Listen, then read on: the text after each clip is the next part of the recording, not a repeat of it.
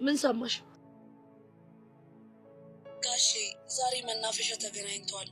ብቻቸው እንደሆኑ ደግሞ እኔ አብሬያቸው ነበር ያልኩት።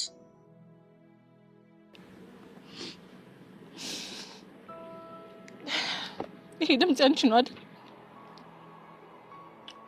አዎ የኔ ነው። ዛሬ እኮ ያሬድን ካናዳ ሊወስዱት እንደሆነ ነገሩ። አውቃለሁ ቤዛ። ወይኔ በጻኑ እናንተ ምንድነው የምትወሩት? በምን አስፈራርተውሽ ነው? በምንም አላስፈራሩኝም። ትሻታሽኝ አንቺን በሆነ ነገር ካላስፈራሩሽ አትከጂኝ። አይደለም አልኩሽ አይደል እንዴ ቤዛ? ሚጥጥን እንወስድብሻለን ለአባቷን ሰጥብሻለን ብለውሽ ነው አይደል? አይደለም አልኩሽ አይደል እንዴ? እና ምንድነው? ያው ኑሮዬን ታውቂዋለሽ ቤዛ። እና በጣም ገንዘብ አስፈልጎኝ ስለነበረ ለዛ ነው ያደረኩት። ታረጊው ትቱ አንቺ ለገንዘብ ብለሽ ሊናሽን አትሸጪው። አድርጌዋለሁ ቤዛ። እስቲ አስቢው 30,000 ብር ያክል የሚጢጢ አክስት መላክ ብችል ይመስልሻል? እና ማን ይላከው? እናማ መኮንን ይላከልኝ። ከፈለግሽ ደረሰኙን ላሳይሽ እችላለሁ። አዎ ቤዛ፣ ለገንዘብ ብዬ ባልከዳሽ በጣም ደስ ይለኝ ነበር። ጃንቺን ለብለለታከጂኝ ጃንታሪ አንቺን ለብለለታከጂኝ ጃ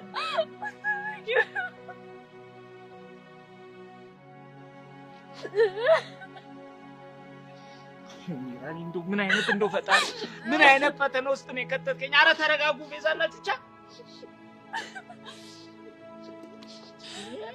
ጉዴ ማጣቀስ ነስኪ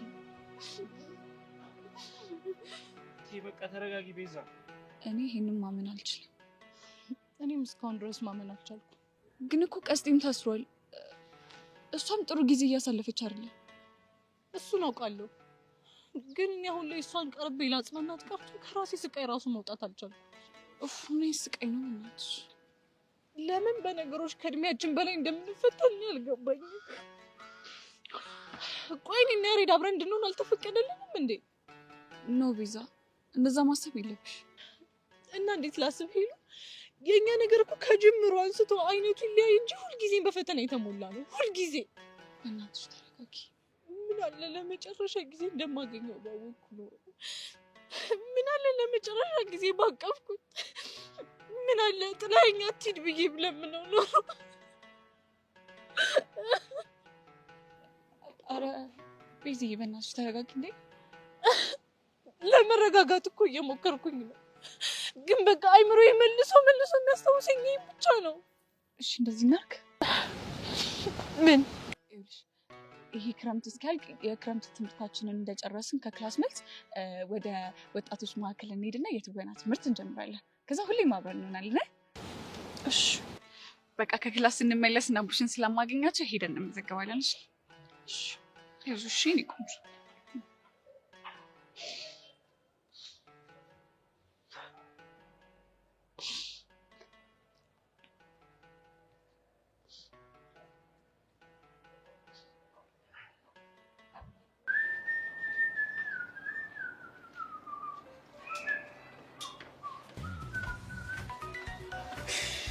Rasanya di video dulu. Sorry.